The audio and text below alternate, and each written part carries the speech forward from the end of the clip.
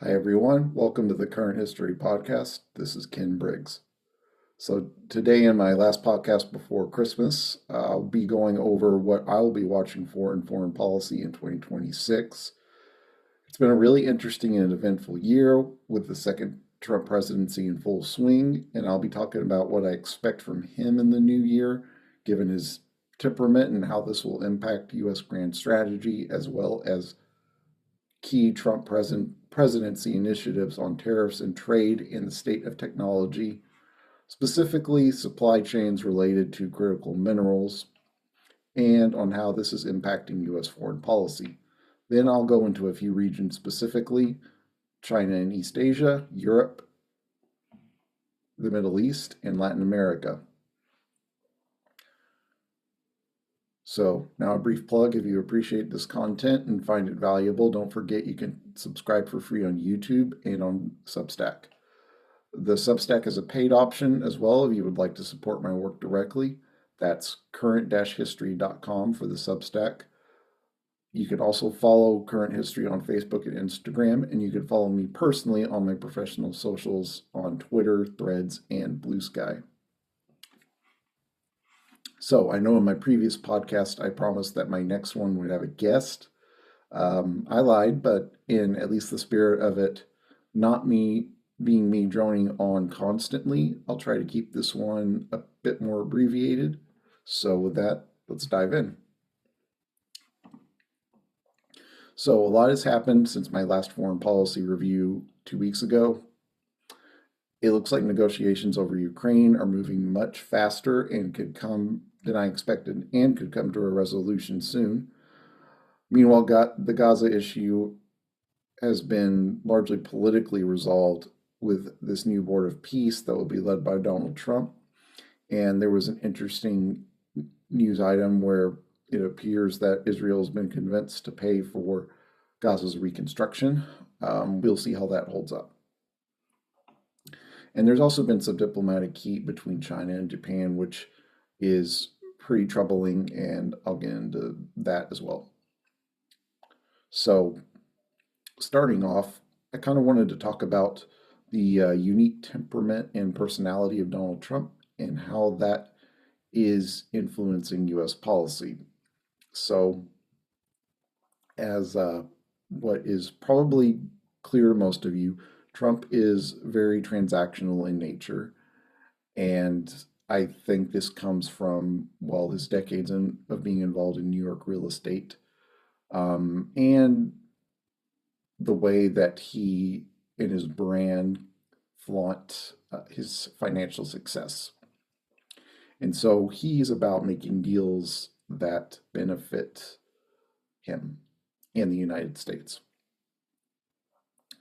But this transactional approach can give the appearance of volatility because what that implies is when a better deal appears to be on the table, you immediately jump to that one.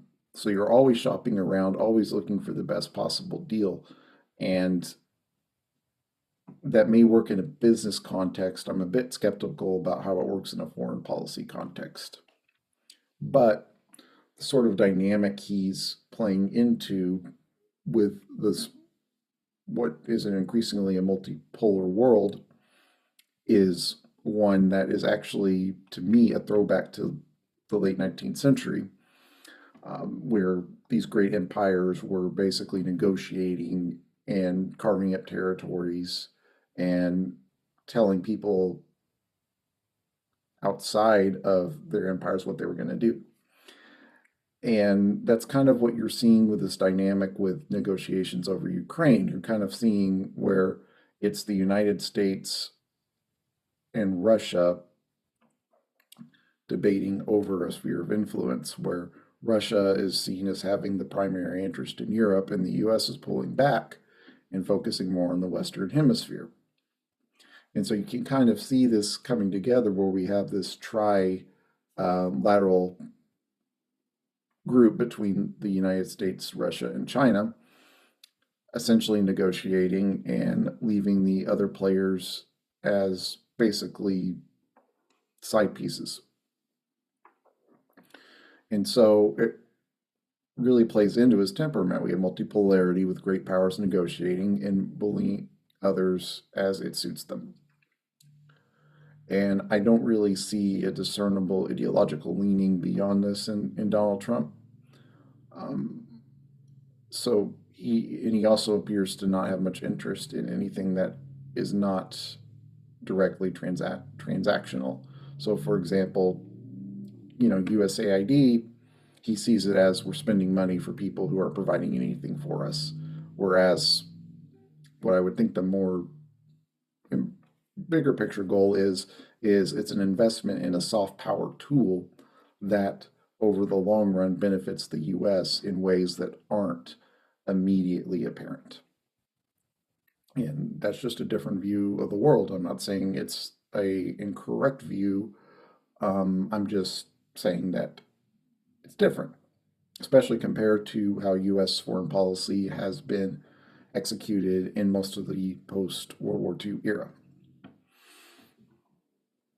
And so, mm, to get into US grant strategy, I expect this transactional approach to really continue to guide the United States as long as Donald Trump is president, um, because the US president in particular has a lot of leeway and power on foreign policy. And that is the one area he can largely have influence without congressional or domestic support while he is president.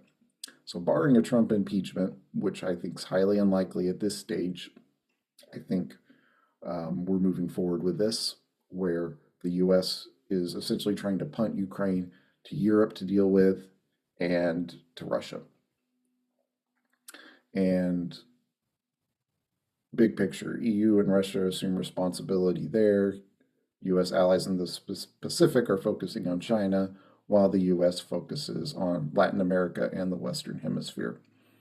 And then outside of these main primary spheres, you're seeing this competition for resources in Africa, for example, um, and in the developing world. And that's where we're going to sit for the big picture. Now, part of that big picture, the competition over resources, is tariffs and trade. And that is one of the big initiatives of Donald Trump in his second term with international implications. And so there was the big shock with the Liberation Day tariffs. As I noted before, it seems like we've settled into this bilateral negotiating pattern where each country is working with the US to carve out exemptions, a deal, etc., reduce non tariff trade barriers, things like this. And rather than the rest of the world banding together and moving away from the US, it seems we've kind of settled into some countries actually complying with US requests vis-a-vis trade with China.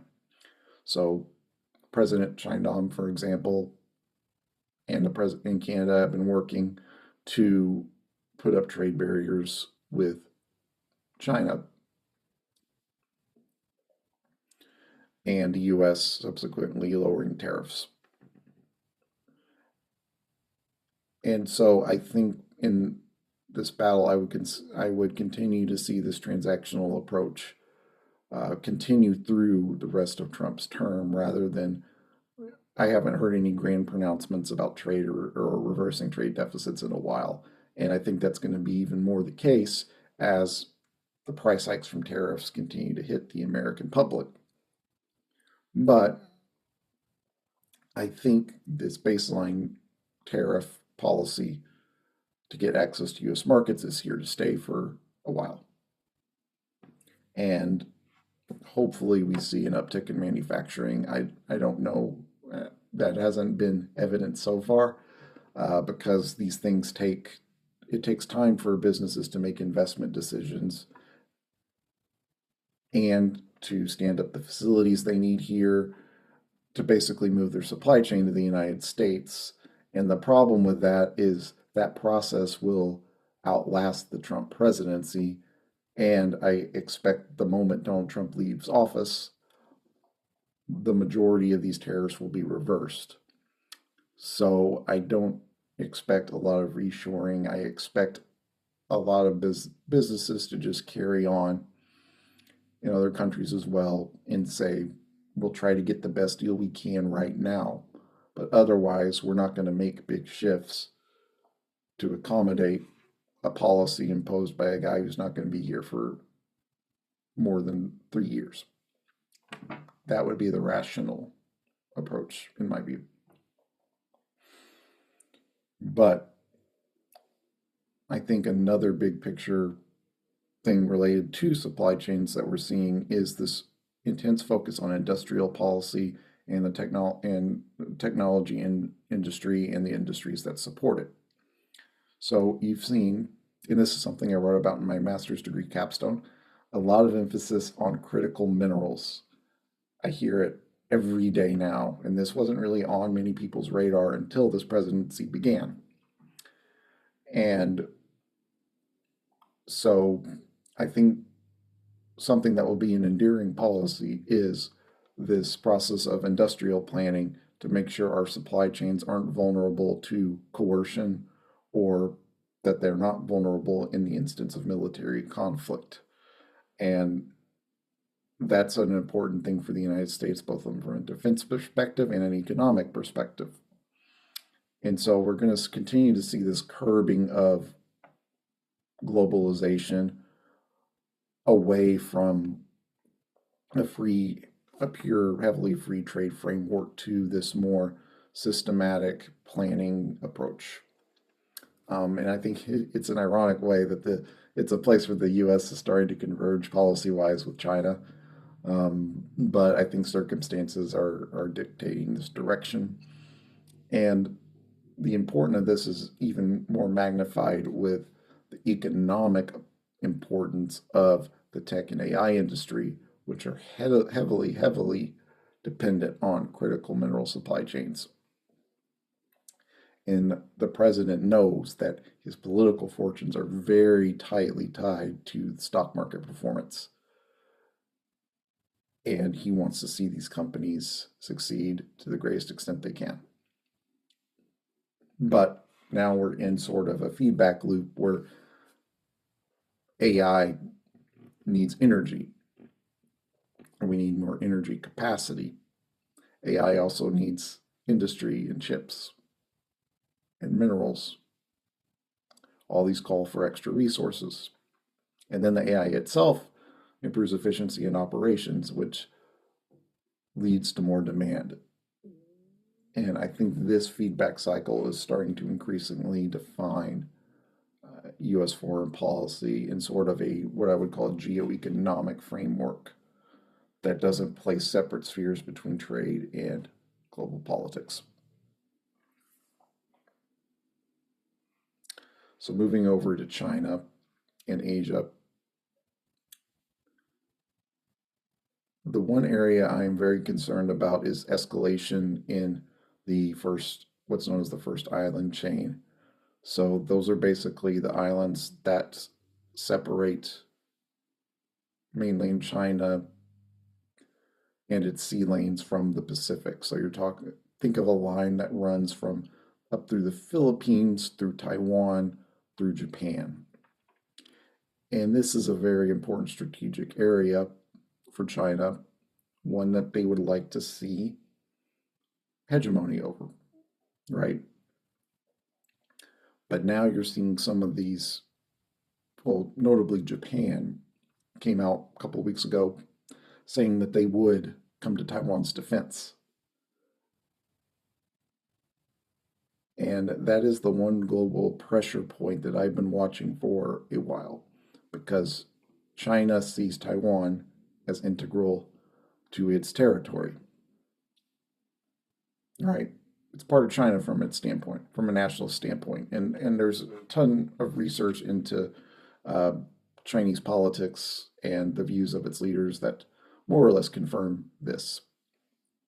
And so, how China would interpret Japan saying we'll defend Taiwan is, well, you're saying that Taiwan is a sovereign state and not our territory, and that we don't have a right to interfere with a sovereign state. So I've seen predictions that I think 2027 is the year China would likely invade. First year they would. And if the US signals it's going to pull back in the Asia Pacific, I think that's very much likely. What I would predict in the new year is this dance with diplomatic dance with Japan and the Philippines and these countries where China has been, prodding their borders. It's been just testing to see how far it can go. And I would expect them to test a little more. I would expect them to continue to build facilities in the Pacific Islands and try to build connections there in sort of an island hopping campaign. Because again, their biggest goal is to eject the US, in my view, it's to eject the US from the Western Pacific. And right now they're systematically going through a approach to make that an accomplished fact while minimizing conflict. And I expect that to continue. Now, going over to Europe, obviously, the big flashpoint in Europe is Ukraine. And the US,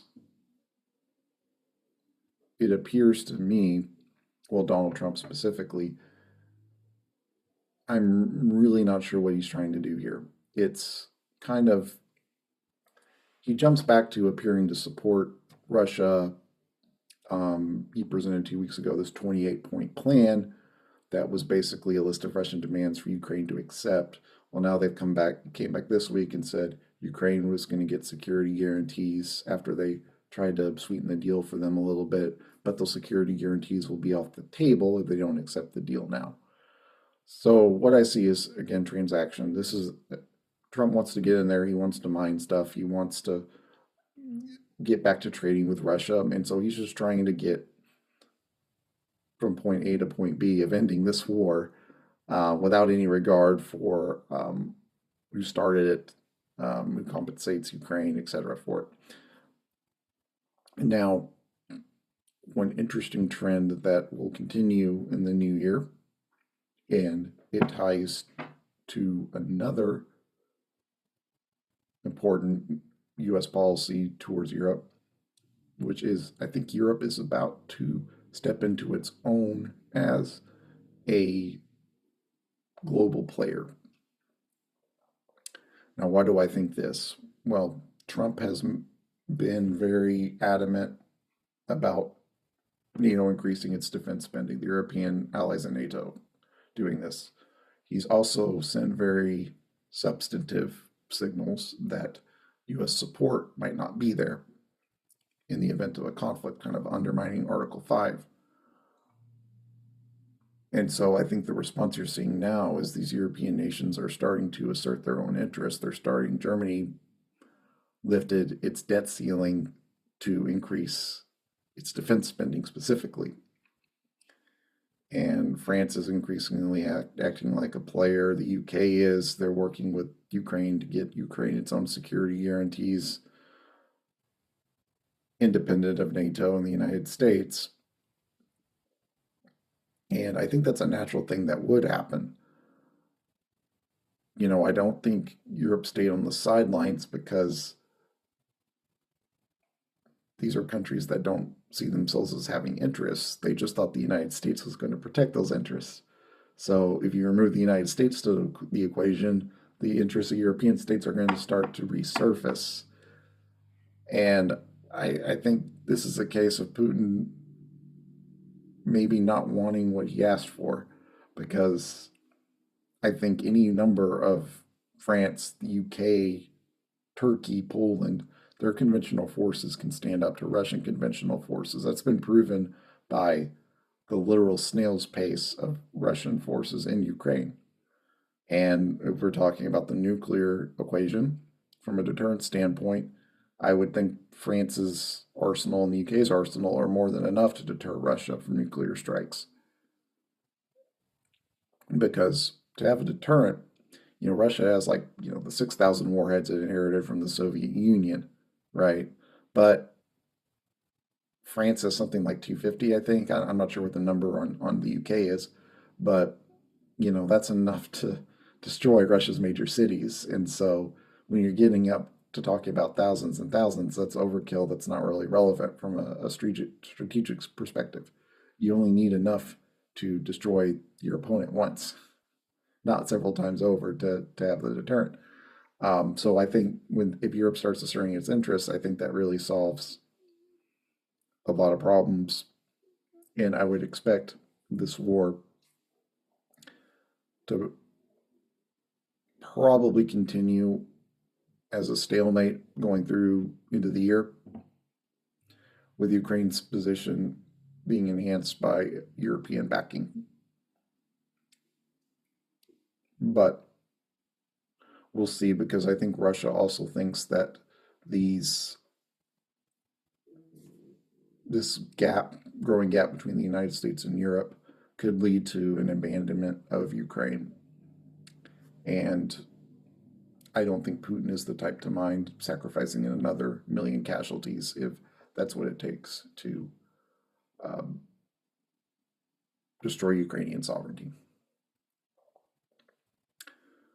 So in the Middle East, I think Iran and the Shia axis has basically been removed as a threat. I think now we got some cleanup work with the Houthis to stop the shooting at the Red Sea, but it looks like we're approaching a peace settlement over Gaza.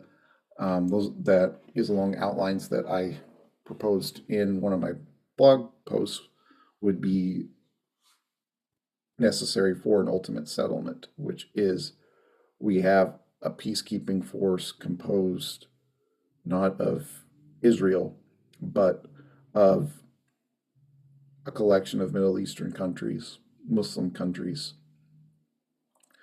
And one of the tensions with peacekeeping in Gaza is, from an international standpoint, it's recognized Israeli territory, but we still call it militarily occupied by Israel. And the problem with that is we're making Israel be responsible for the security of a country that has a significant contingent that want to destroy Israel, Hamas. And Israel is not going anywhere. It's too powerful, whether you like it or not. So it's with that fact, how do we police Gaza? Well, I think fundamentally you have to take control of the security of Gaza away from the Israelis.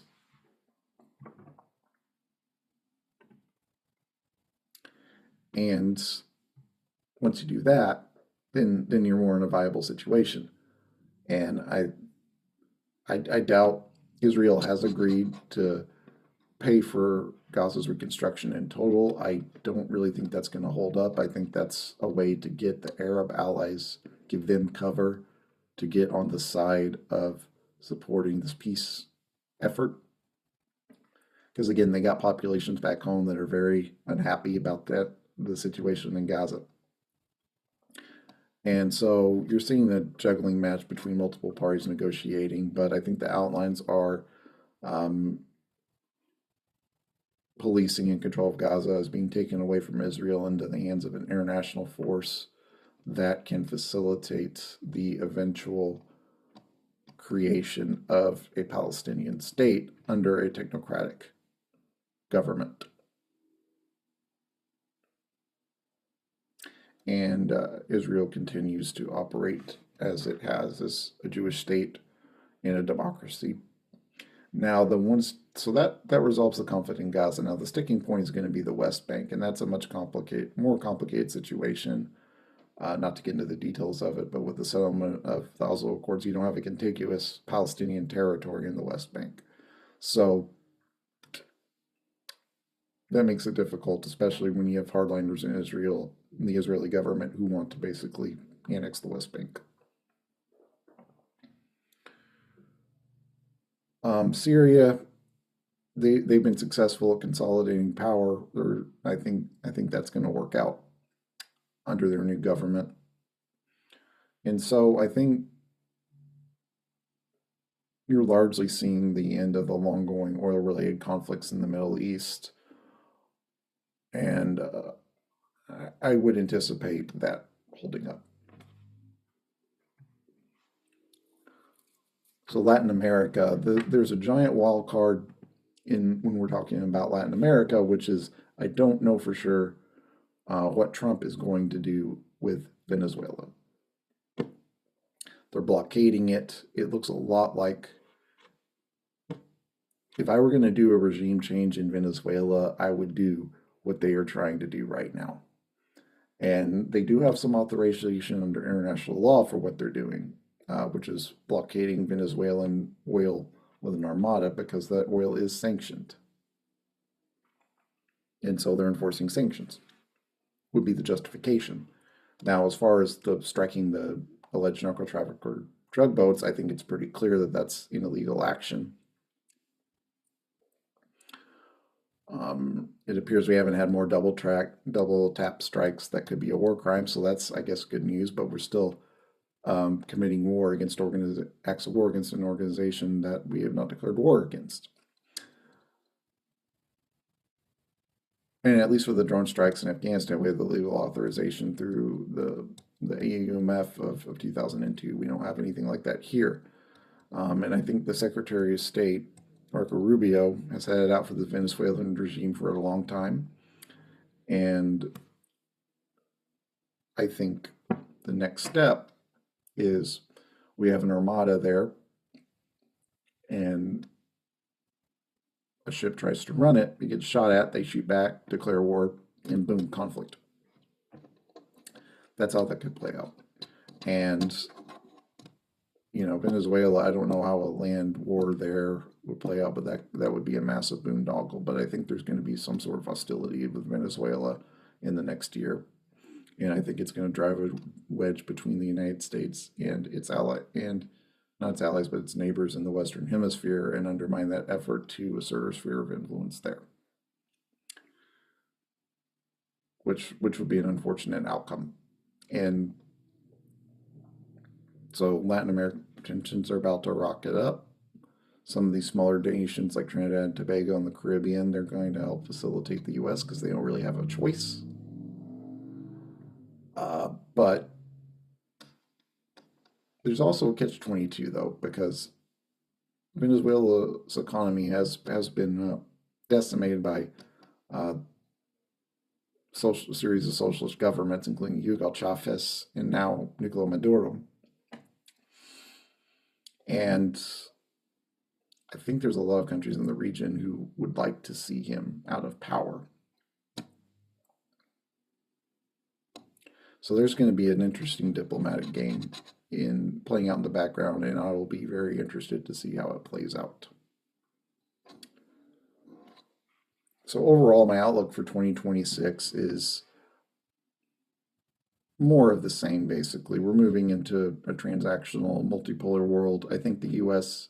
is slowly fading back into the background a bit where we can't dictate events. So I would expect events in Europe to be driven by the EU and Russia working together. In the Asia Pacific, it's going to be this balance of power between the U.S. allies, Japan, Australia, Philippines, and China. And then the U.S. is going to be gradually more diplomatically isolated as this situation in Venezuela heats up. So I expect over the next year, the U.S. soft power has been gradually diminished. I expect somewhat of a diminishment in U.S. hard power. I expect some of these trade deals to be finalized and come through, and the U.S. start to lower some tariffs back down as the political heat comes in on Donald Trump. But I think this transactional bilateral focus on economic deals is going to continue. So that is my outlook for 2026. Thanks again for listening, and don't forget to subscribe to this podcast wherever you get your podcasts. Current History is also on YouTube and on Substack, where you can subscribe at www.current-history.com. The subscription is free, but any support through one of the paid tier options is greatly appreciated. Thanks for joining, and we will see you next time.